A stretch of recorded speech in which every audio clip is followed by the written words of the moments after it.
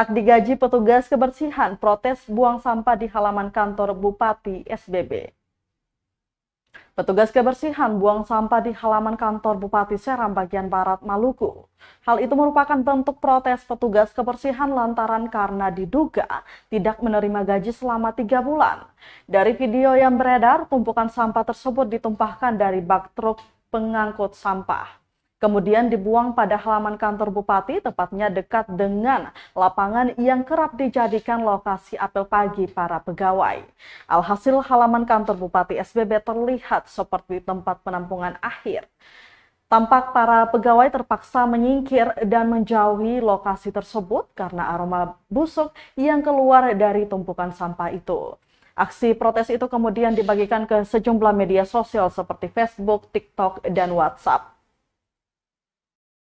Mereka belum mendapatkan.